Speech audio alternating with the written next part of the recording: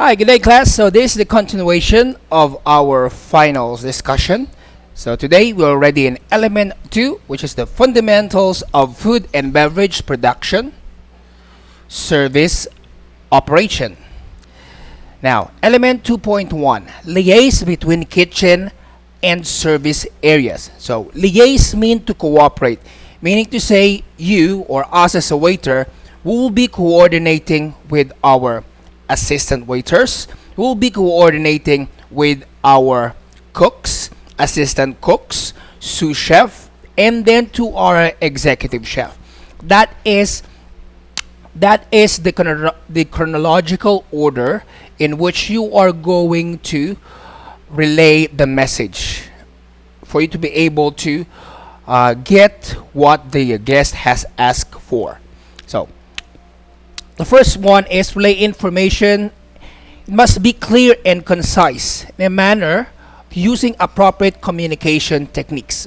So whatever it is that is clear for the organization, that is what you have to use.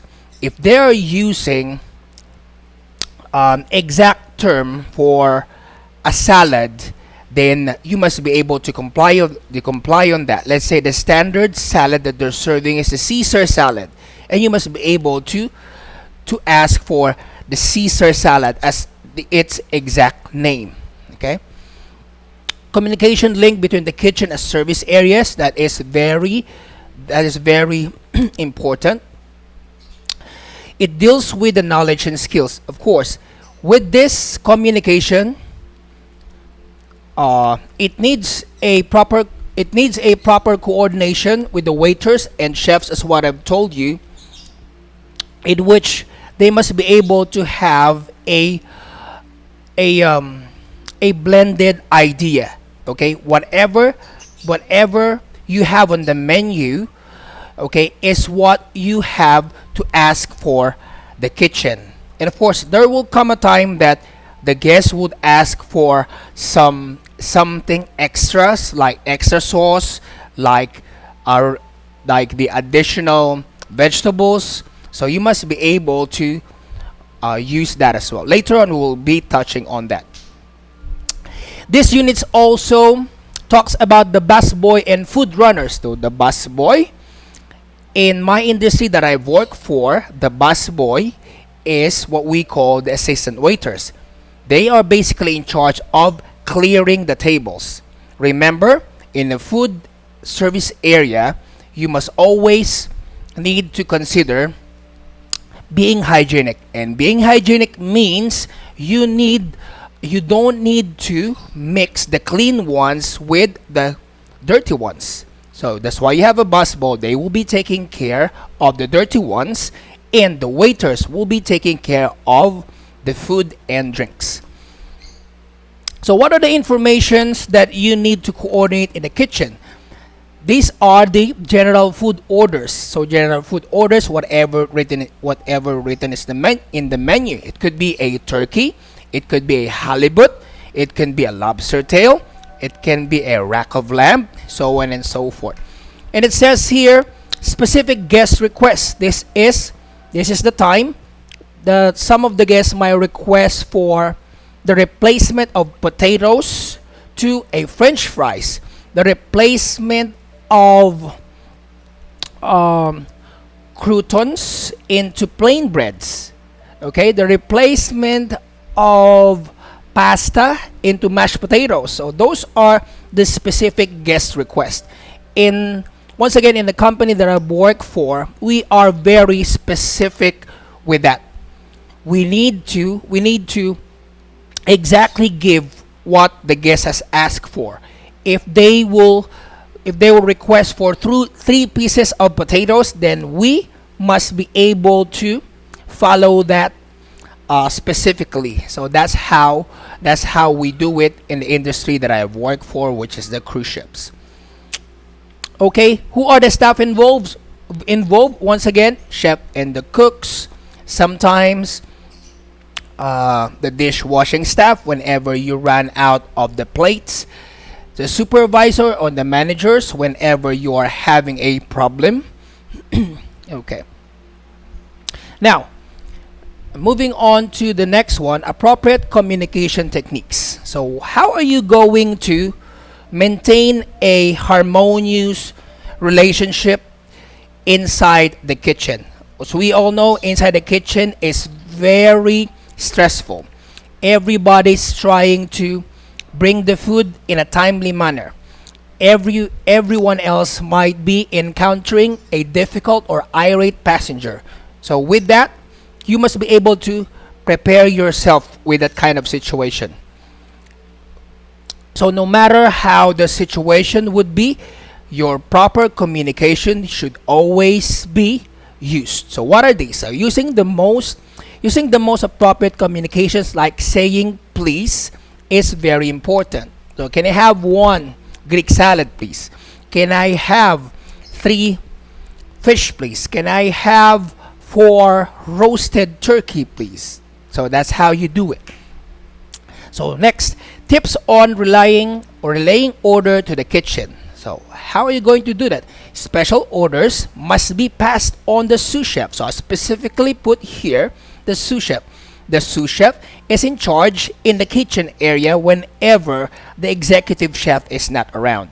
So he has a knowledge specifically when it comes to diets. If the guest is having a gluten-free diet, a lactose-free diet, if the guest is vegan, vegetarian, so you go for the sous chef right away. Okay?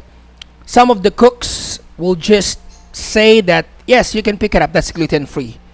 But then if you ask the chef, the sous chef will tell you that that is not the right order for a gluten-free guest. So you always need to go for the sous chef.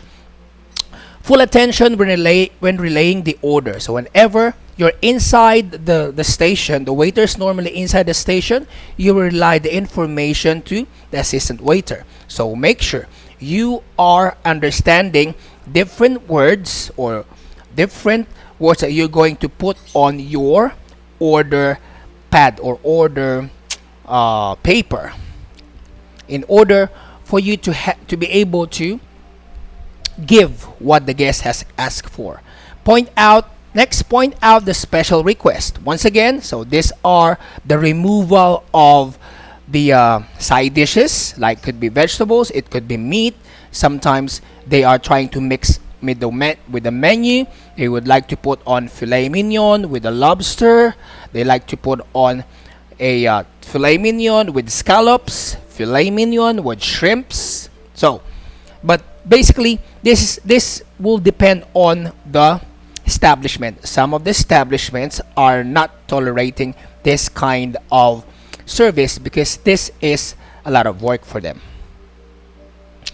So once again, whenever the waiter is on the process of taking orders, we all know that we're not supposed to distract them. So what are the most important things to know? Monitor and attending duties and activities. So since this is the proper service, what are the things that you need to do? Collect the meals, bring it over to the service area in a timely manner. Once again, do not mix the hot food with the cold food. Okay? Make sure you're going to pick up the hot food. If the food is not hot anymore, then you must let the cook replace it with a cold one to avoid any complaints. Okay, being called for pickup. So basically, once again, it depends on the establishment. So normally, so this food is for Carla, table 11. So that's how you do it. Service points or areas. So kitchen service areas. So 2 main service dispensing points. So hot food area. So once again, so here in the hot food area, this is where you get most of the entrees or the appetizers. This is where you get most of the main courses. And very rarely you get the desserts because the desserts are most likely cold. But the hot dessert that we are normally serving are the souffle. Okay, the souffle is stiffly beaten eggs with flour in a container, and they put it in the oven, and it will just pop up.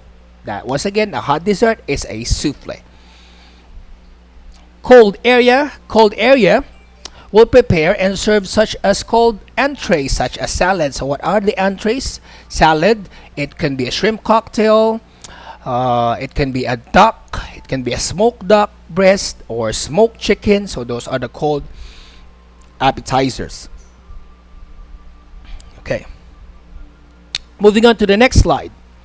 Transfer food to the appropriate service points in accordance with the enterprise procedure. So remember, whatever you do, whatever you are, whenever you're inside the restaurant, whenever you're inside the kitchen, you must always observe the hygiene procedures. So what are these? So never ever have a contact, as I keep on saying, never ever have a contact with your thumb on the plate. So hopefully during our face-to-face meeting, I'll be able to let you experience on how you're going to do that. Plate carrying, 3 plates, I've showed that to you, but once again, I would like you to practice on your own, and that could be considered as one of your activities for these finals. Okay, dirty plates, always remove from the dining room on a tray. So whenever you have a full tray of dirty dishes, immediately when everybody's finished, you need to send it over to the kitchen. Okay, there's a lot of trays. Okay, now moving on. How to advise colleagues, and whenever the colleagues are entering the service area, you'll just have to advise them about the plan that they have to do. So this is the coordination between the waiter and the assistant waiter. How are you going to serve the guest? Okay, coordinate, what are they having? Are they having just a starter straight to main course, or are they having a full set of starters before they have the main course? So those are the things that you need to talk about. So need to identify additional items required. So once again, increase guest satisfaction. Once you say guest satisfaction, you must be able to provide whatever the guest has asked for. So what are these? Once again, these are the simple requests like extra sauce, no sauce, sauce on the side. Okay, in most cases, this is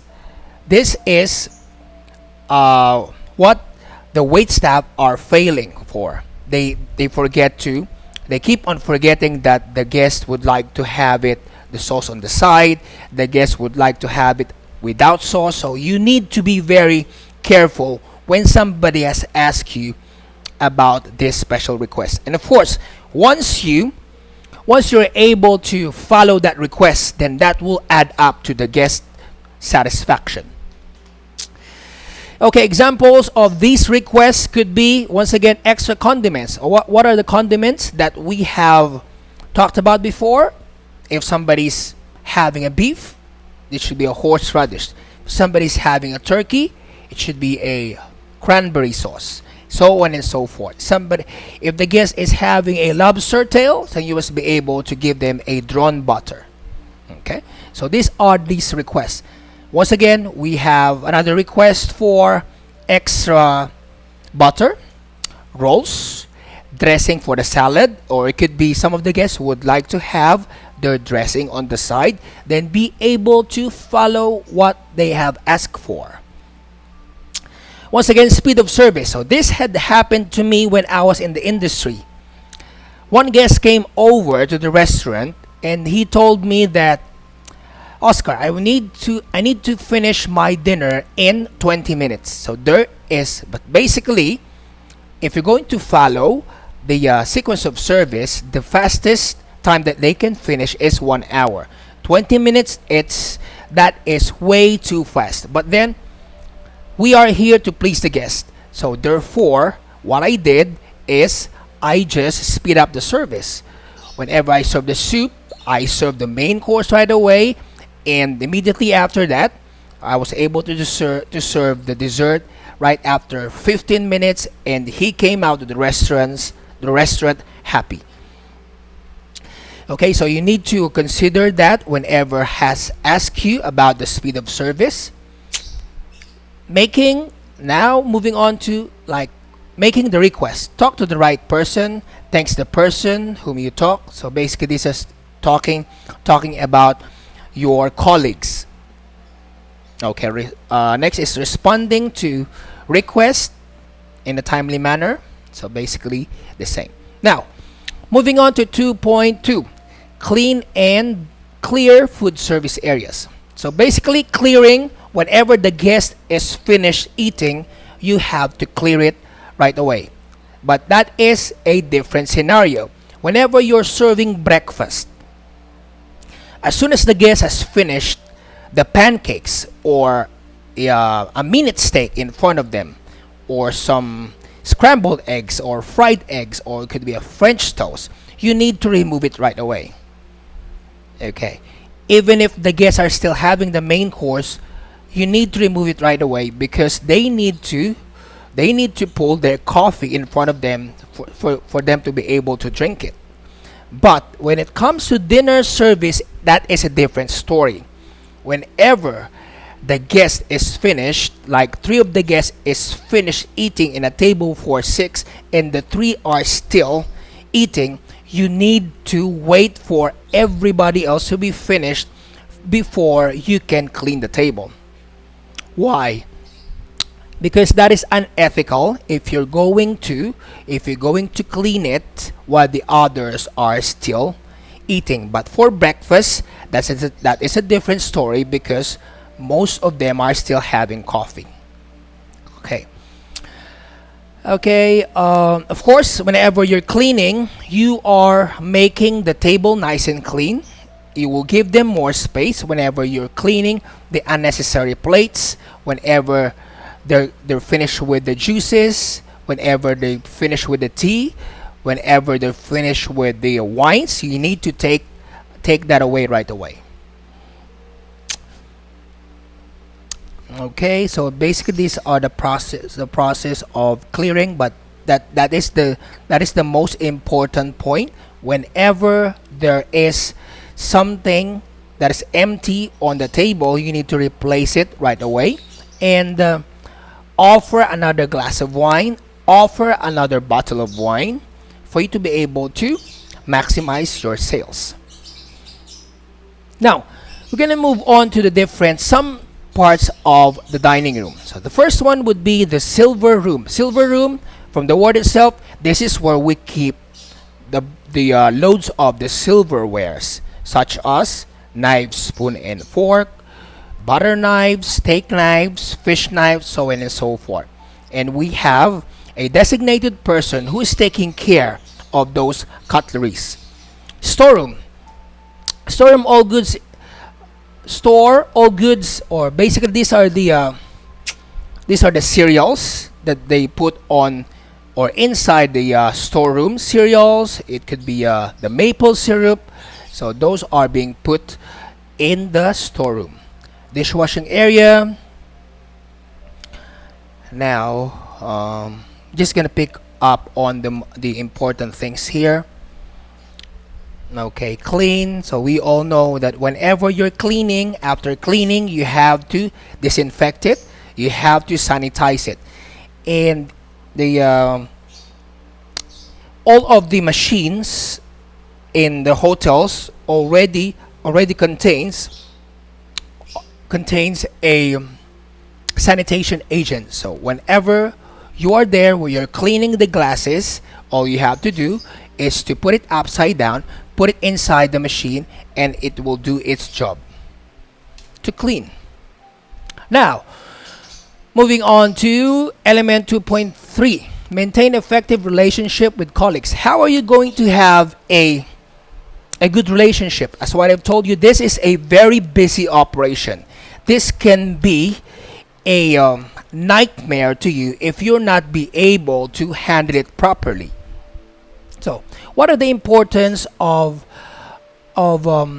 meeting these needs? So first, you need to help each other. Help your colleagues to perform their duties. Whenever you have a new employee or a new wait staff, train them automatically, guide them.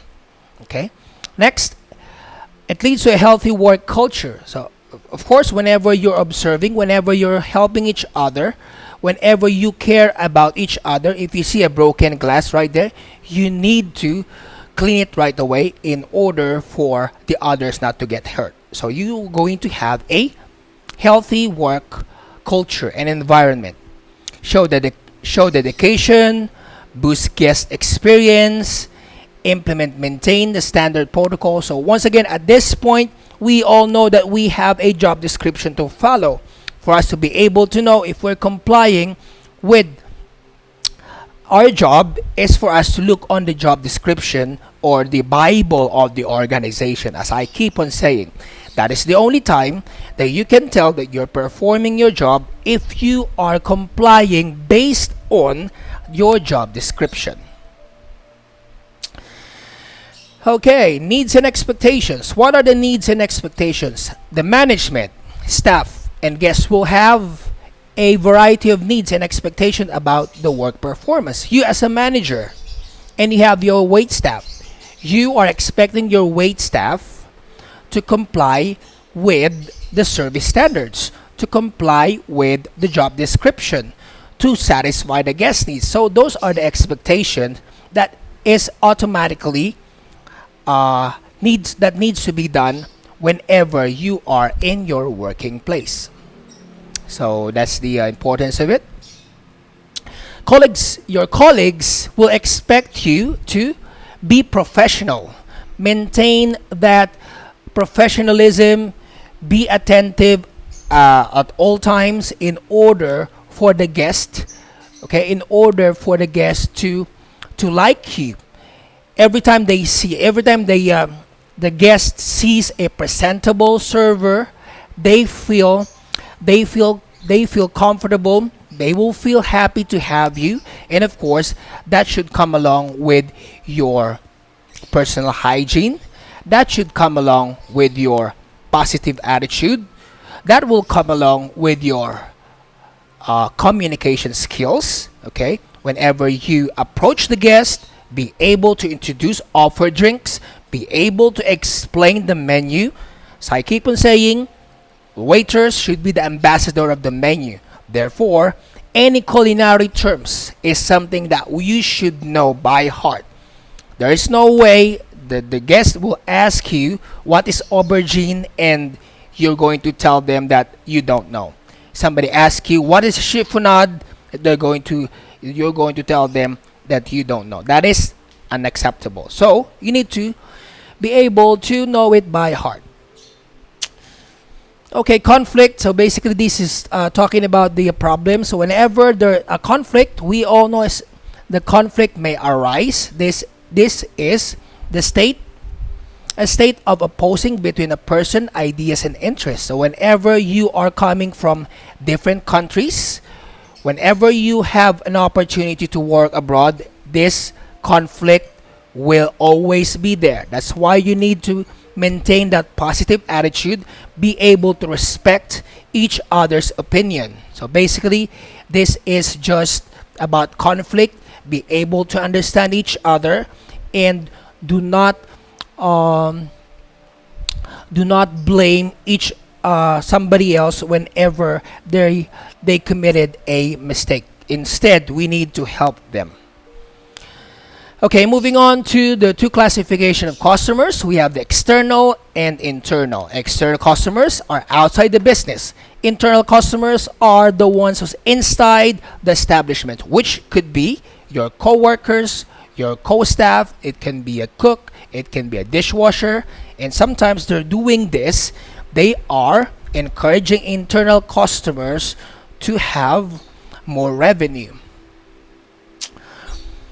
Okay, defining workplace conflict and difficulties. This can be the pressure of work, Lack of communication, that's what I told you. Communication is very important. Differences in opinion and beliefs whenever you're coming from one country to another, most likely you will have different beliefs and opinion. Biased colleagues, this is the time when some colleagues is making or building up a specific team, and he doesn't want to coordinate with any other existing team in a particular organization. And of course, you will always have a conflict whenever there is a uncooperative employee. So all of those are the things under the conflict. All of those are the things that you need to avoid in order for you to become successful in this kind of job. Okay, colleague warning signs. So refrain from verbal contact whenever you feel like you are being affected too much. So maintain a distance.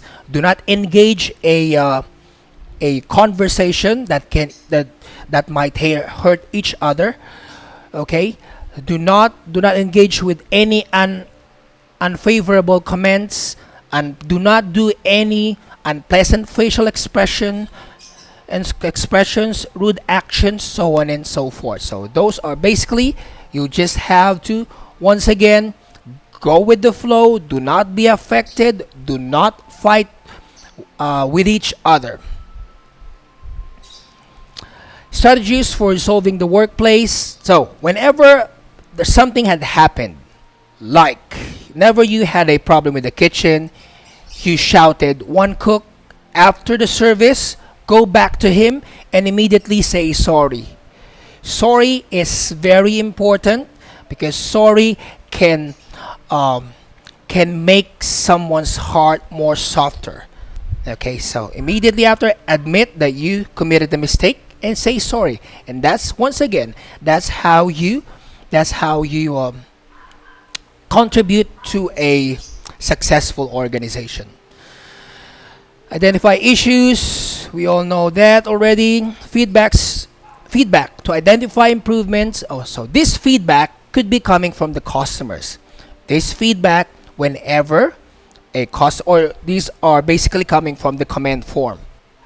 Feedback are being used for the service to improve. Feedbacks are being used for improvement of the services and food, the one that I said earlier. So basically, it's focusing on the improvement itself. So 360 feedback. So 360 feedback is basically pertaining to a appraisal for each other. I am the boss. You are my staff. I will appraise you. I will give you grades based on your performance. And at the same time, you as my employee, you are also going to appraise me. So that is what you call 360. So positive feedback, comments about an excellent one. So feedback is very important. So these are the encouraging words. You can say, John, you are excellent. I really appreciate your job. You've been very kind. So these are the encouraging words that you need to say, or a manager should say, so his employees will be motivated. Negative feedback, however, is about the poor performance. Whenever that there is something negative, that should be taken in a positive way. Okay, the negative feedback, whenever gets a negative comment, the manager will talk to the staff and tell them what happened. So you got a comment here that you are rude to the guest. So the manager would normally tell to his staff that I would not like to see this anymore. Instead, I would like you to go forward and get more positive comments. Okay, so that's how you treat a negative feedback coming from your establishment. Okay, dealing with complaints. How are you going to deal with complaints? So whenever you are having a guest who's complaining, listen attentively, and then thank the guest. Thank you very much for telling me what happened. I really appreciate it, and you can assure that I will do something about this right away. So that's how you talk to them. You thank them for giving you that comment. And of course, whenever you're dealing with the complaint, you need to be sensitive. You need to listen carefully. You need to coordinate with the wait staff. If I'm the boss and the guest is complaining, if the guest is calling my attention as the boss, I will first talk to my waiter. I will ask him what happened, and then I will come over. Of course, I will not be contradicting to what he's trying to say. Instead, I will be listening and make sure whatever he has complained for is something that's not going to happen anymore. Okay, so basically that's dealing with complaints. Ways to ensure that you're behaving in a non-discriminatory manner. Don't be a racist. Okay, stop stereotyping. So this is basically how talking about non-discriminatory manner, meaning to say you're not supposed to judge, to be biased whenever you're analyzing a situation. So always stand in the middle, analyze the situation, and your purpose is to have a win-win situation. Winning situation to your staff and a winning situation to your guest. Okay, and that is the end of element 2.3. Now, we're going to be moving on to element 3.1. Okay, I'll click on that. Okay, there you go. 3.1. So this element is the process of taking and processing room service orders. So once again, the next face-to-face will be the introduction of the food or the room service orders. As you can see, this is normally how it is being done. Whenever you're doing the room service, you will get the food from the kitchen. It's either from the kitchen or you have a room or the kitchen in the middle, or a separate kitchen that provides a room service. This is how it looks like. So here they have a tea. The guest orders for a tea, and make sure that you have enough, or you have everything on your tray. You have the sugar, you have the milk. Make sure your teapot is nice and clean. Make sure that it's nice and hot, so you have enough tea bag. And of course, you must be able to double check what else they have asked for, and along with that, which room are you going to. Okay, so those are the things, the basic things that you should need to know. Now, types of room service. So room service can vary depending on the standard of the company. Room service can be done for breakfast. Room service can be done for lunch. Room service can be done for dinner. So once again, depending on the establishments, or some of the establishments are doing the room service in 24 hours. Okay. So once again, this is how it looks like here. The waiter here is basically delivering a breakfast to the guests. So once again, he's got a croissant, he's got the orange juice, he's got the creamer, he's got a water heater, and he's got some pastries, and there's a lot more items like salmon and a bagel. Americans and Europeans are crazy for the salmon and bagels. It could be a pancake with scrambled eggs. It could be a French toast. It could be eggs Florentine, eggs Benedict, and a lot more. Okay, take guest order from the room service. So basically, this is the same approach whenever you're taking order at the dining room. It is going to be the same approach, but here you're going to get the two basic informations. Like if somebody calls from the room and trying to order for breakfast, then ask what is their room number. What's your room number, ma'am? And what time would you like me to deliver your breakfast? If they want it 8 a.m. tomorrow morning and the room is 4:01, so make sure that you're going to deliver on that particular time. So once again, depending on the establishment, if the hotel is including the breakfast, then they don't have to pay anything. Instead, you'll be given a piece of receipt that they need to sign that they already got their breakfast. So that is very straightforward. Now, moving on to element 3.1. I love this slide because this is very straight to the point. Okay, use selling techniques to optimize room service sales. So what are these selling techniques? So once again, we're still in room service. So whenever somebody orders for a beer, let's say Mr. Smith was ordering for a beer, wants to have a beer. So instead of asking how many beers would like they have, offer, would you like to go for a bucket? In that way, bucket normally contains about 6 bottles. With that, you're already upselling, you're already increasing your revenue. So make sure whenever you have an opportunity, okay, to improve your sales, you go for it. So if somebody orders for a lobster, then offer a meat. You can offer surf and turf. Surf would be a term used anything that's coming from the sea.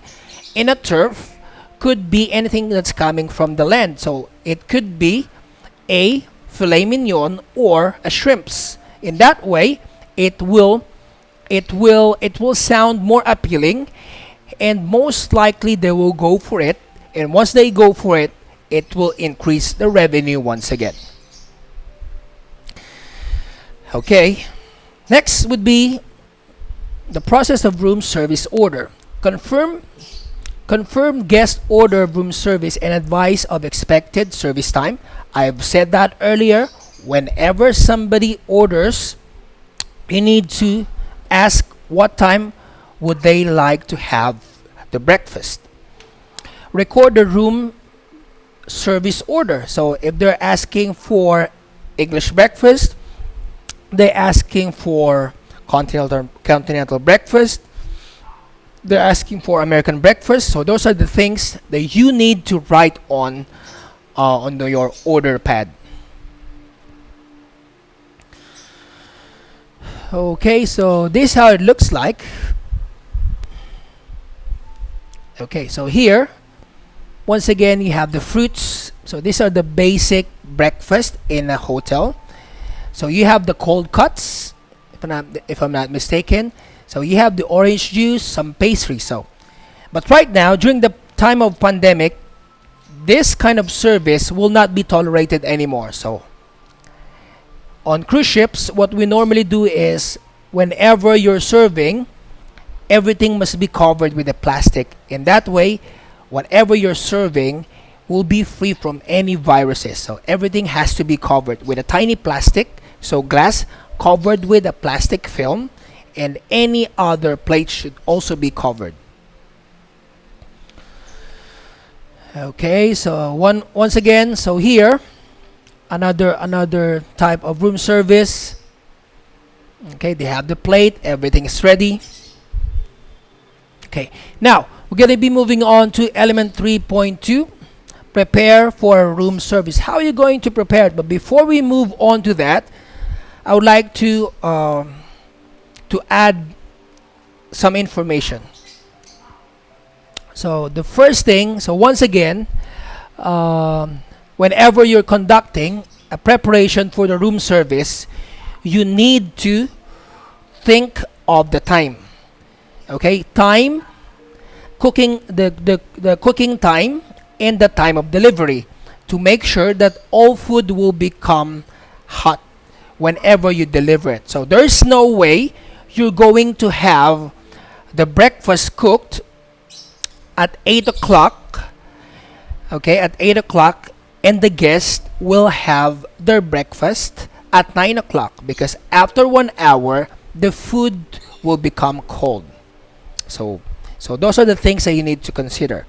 So cook it at least 20 or 15 minutes before, depending on the structure of the room. If the room is too far from the kitchen, then be able to adjust the time. If the room is just next to the kitchen, then be able to serve it like 10 minutes before the breakfast, if possible. But once again, it is depending on the establishment. So this is how it looks like. So you have the cover, that's for hygienic purposes.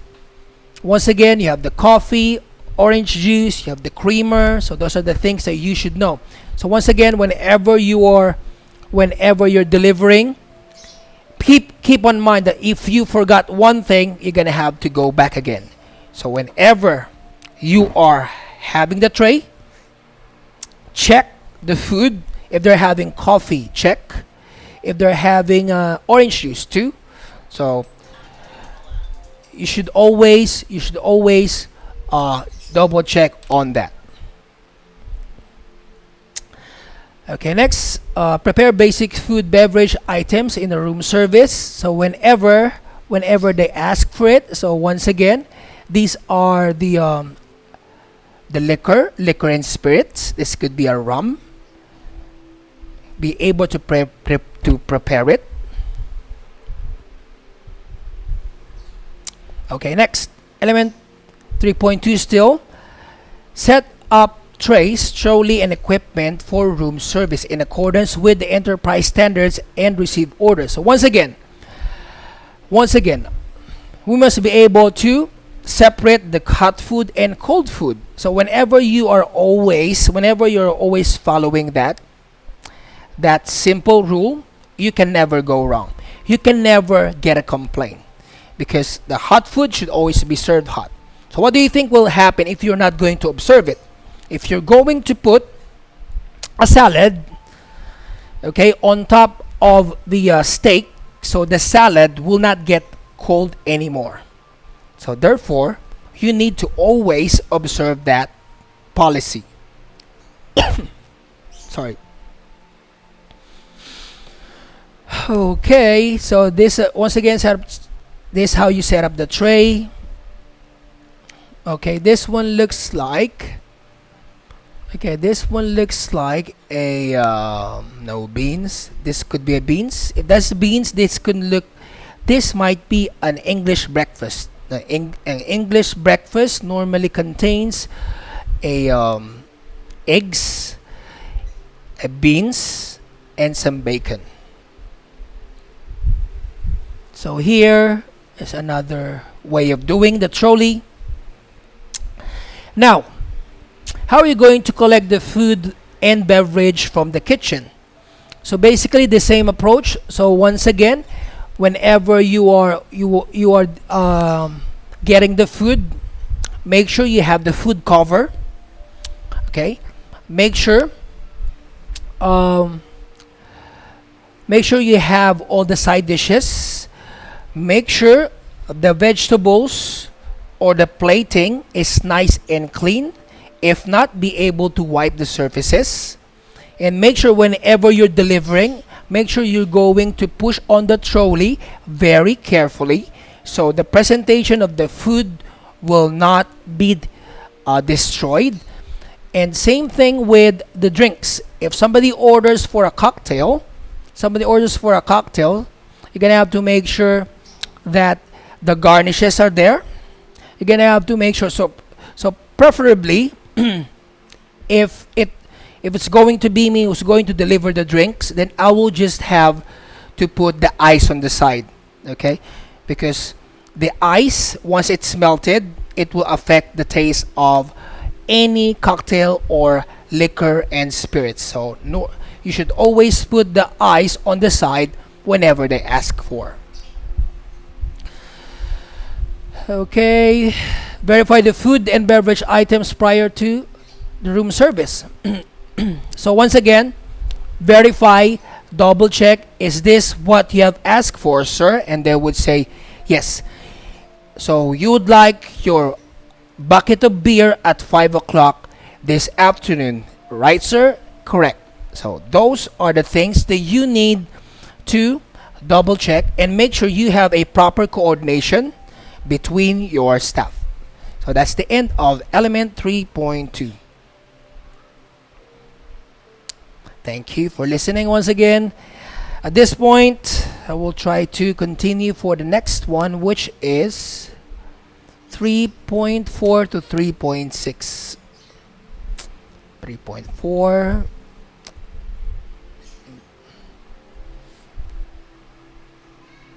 Okay. Hold on a second.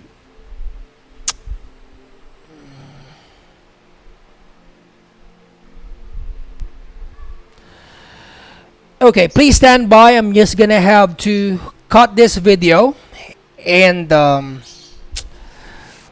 I should be able to upload it.